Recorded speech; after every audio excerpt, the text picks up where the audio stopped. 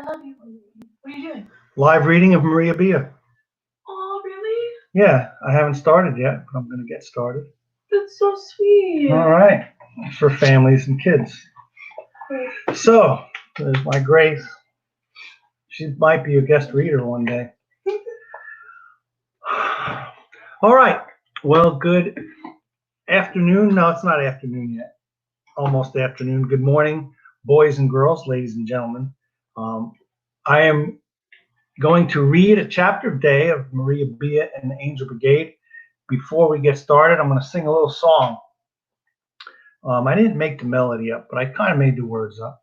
It says, I'm so happy to be with you. I'm so happy to be with you. I'm so happy to be with you. So happy to be with you. All right. So we're doing this reading as a way to offer live reading or story time. I know a lot of elementary school kids have story time with their teachers. In fact, my wife, Carrie Ann, does it with her kids every day. They're reading through the Humphrey series of books. And if today I want to ask any of the kids watching if they have a pet, they can write in the comment section what their pet's name is. And I'll take a look at that because Maria Bia and the Angel Brigade has to do all about animals. Now, the original book was a short story, and I made it a Christmas story because Maria Bia and the Angel Brigade is very special, and it happened around Christmas time in the first story. I began to tell Grace these bedtime stories of Maria Bia and the Angel Brigade when she was about 3 years old. And I told it because our whole family was getting ready to go up to New Jersey and then to Vermont on a ski trip. So I just kind of just told her a story one night to kind of get her prepared. That tradition comes from my dad. Whenever we were going to do something new, and I remember him doing it mostly with my little brother because I was older, but he did it with all of us. We were getting ready to do something that we've never experienced before. My dad would tell us like a story. When we were young, we went up into the Pocono Mountains. So I remember my dad telling Liam a story and even getting him ready to order his food from the waiter because at these resorts, they feed you every night. So I told the story of Maria Bia and the Angel Brigade. And in this book, Maria is recruited by the Angel Touchstone. Now, the Angel Touchstone is in charge of the animals that take care of the animal kingdom. Okay? And they recruit kids to help them with their work and helping the animal kingdom. So Maria and her brother Rufus have this encounter with the Angel Touchstone, and they save a bunny in the story. And the sequel is a chapter book, and it picks up where Maria Bia and the Angel Brigade left off, where Maria is wondering if everything that happened that Christmas really did happen. So that's where we're going to begin reading. And like I said, these books are available on Barnes & Noble, Lightning Books, Apple Books, Amazon. And like I said, if you wanted to get a copy of your own copy signed by me, you can. And I know times are hard. You know, people are out of work. We can definitely help you with that. Like I said, in the comment section, you can leave a comment. Today, we want to know if kids have a pet, because this is all about animals being part of God's creation and helping them. And the angelic realm, the angels, are out there. So I'm going to start. Chapter 1 is called All Things New. Where are you, Touchstone? Maria called to Grandpa's old wooden radio sitting on her bedroom dresser. Sitting on the edge of the bed, putting on her socks, Maria wondered if the visit from the Angel Touchstone, the rescue of Snowflake the bunny, and the flying bus were real or imagined. She was afraid the angels changed their minds about Maria and Rufus working for them. It was all too good to be true, she thought to herself. I'm not that special after all. Hey, Maria, you ready to go? Asked Rufus, interrupting her ponderings. He was in the doorway, but when Maria made eye contact, He stepped into her bedroom. You have that look on your face. He paused, looked at the floor, and then looked back at Maria. Touchstone? Yes, big brother. Sometimes I feel like it didn't even happen.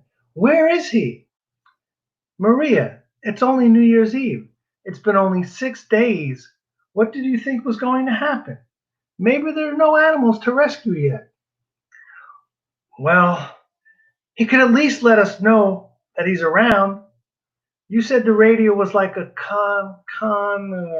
Maria stammered. Conduit, interrupted Rufus. Yes, but Touchstone, well, all the angels can go anywhere, I think. Maria walked to her closet door for the soccer ball. Well, I guess so, she said with little enthusiasm. Maria, be patient, kid. Remember what Daddy always says. Good things come to those that wait, so hurry up and wait, said Maria and Rufus in unison. Okay, but I bet you are glad you haven't heard from Touchstone. Maria, whatever is supposed to happen will happen. I told you I want to help the angels, and I'm ready for whatever. Maria knew Rufus was not as excited about she was about the visitation from the angel Touchstone. She battled blaming him for the absence of Touchstone since they got home from their grandparents. But she loved Rufus and knew he loved her. She also knew that he was smiling to be part of it all, that he was willing to be part of it all for her sake. As she walked outside with Rufus, Maria silently prayed. Something would happen soon. Something she had been praying every day since they got back from her grandparents. It was New Year's Eve, and Rufus and Maria practiced for the big New Year's Eve competition. It was a family tradition. Rufus and Maria would each kick 10 penalty shots against Dad, and whomever scored the most goals would pick the New Year's Eve movie and snack.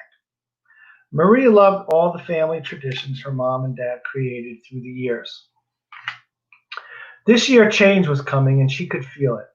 With her cousin Melissa moving up the block and Rufus getting older, she knew the only thing that stayed the same was change. Rufus and Maria walked to the empty lot across the street from their house and began kicking the ball at the goal Rufus made.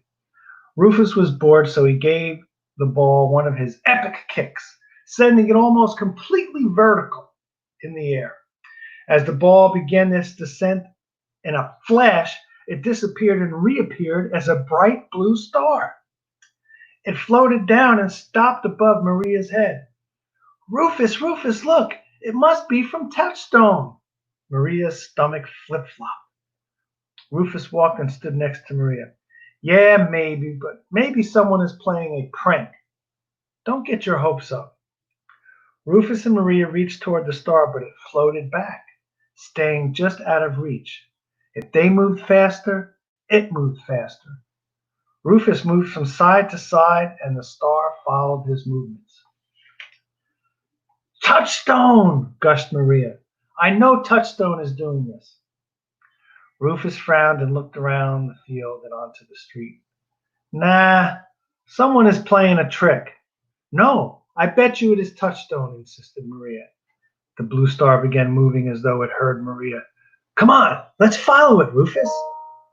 It led them up the street, past their neighbors' houses. It was morning, so things were quiet. Rufus followed without a fuss. Happy New Year, guys, called a voice from behind him. Rufus stopped and nodded. See, there's Space Cricket. It's probably one of his science projects. A friend of theirs, Lenny, approached them on his bike. Lenny's nickname was Space Cricket. There was a good reason for this nickname. He wore big black glasses, knew a lot about outer space, and wrote his own comics about a superhero named Space Cricket. His friends started calling him Space Cricket, and Lenny liked it, so it stuck. Lenny slowed to a stop.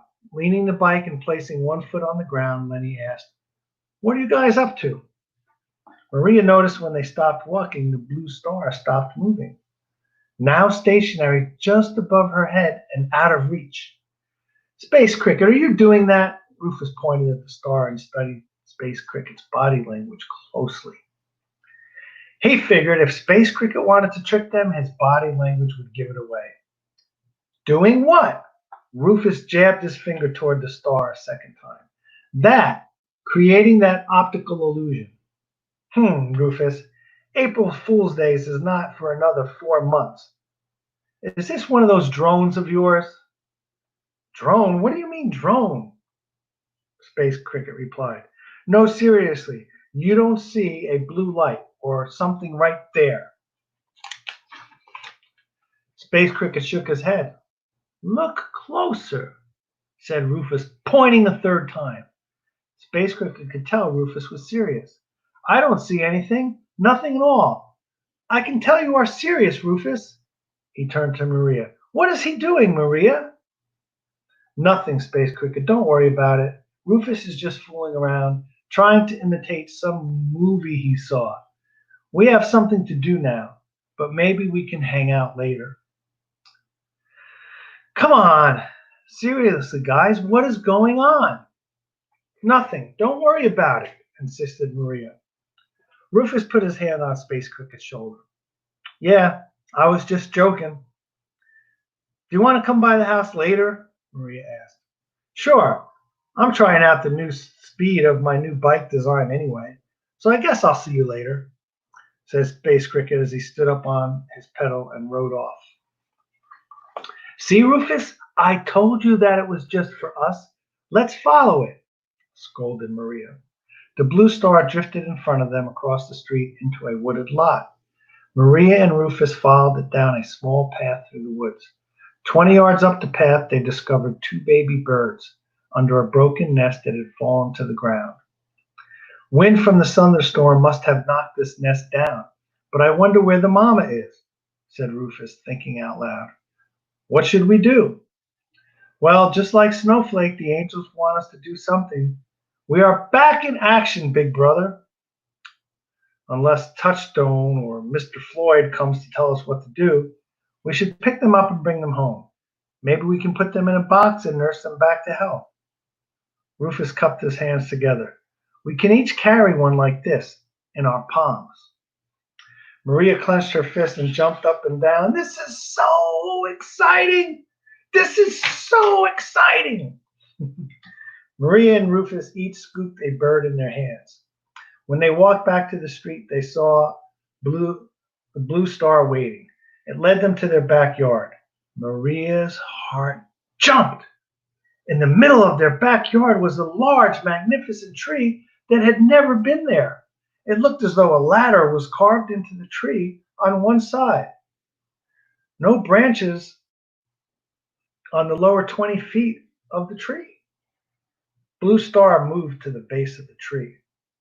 Studying the tree, Maria was filled with joy and wonder. Wow, this is so cool. Yep, so cool, Rufus sighed.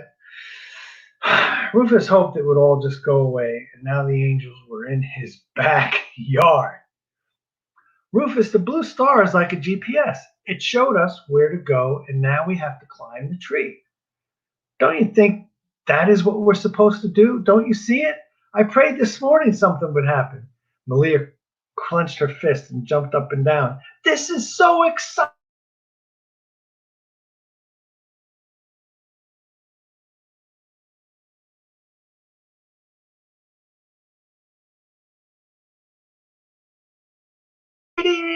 It's going to be hard to climb the tree with the birds. Wait here, Rufus. I have an idea. Maria placed the bird on the ground and ran toward the house. She returned with an old Easter basket. I remember we had this in the garage. Let's put the birds in here and climb the tree. Rufus looked at Maria and then at the tree. You are sure we should climb the tree? Maria threw her arms out to the side, raised her eyebrow, and opened her mouth. Rufus recognized the nonverbal communication to mean Maria thought climbing the tree was the most obvious thing to do. Okay, let's do it then. Rufus put the birds in the basket, held it with one hand, and began to climb. Maria climbed right behind him. It did not take them long to get to a place where the branches spread out in all directions, and it was there that the ladder became more like a ramp, gradually becoming a dirt trail. Maria's heart jumped with excitement again because now they were in a world altogether different from their own. That's where we're going to stop for today. They got up there in the tree. They're close to discovering a realm, a place of mystery and wonder that they've never been to before. So we'll be back tomorrow at the same time, 11:30, to read Maria Bia and the Angel Brigade. We're going to finish chapter 1, and I'll just give you a recap of what we've read so far tomorrow. We'll read chapter 1. Remember, in the comments section, I want to know about the kids watching and their pets' names. Okay, so thank you for tuning in. God bless, and hold on for your seatbelts for tomorrow as we make a trip through the angelic realm. That means where the angels live.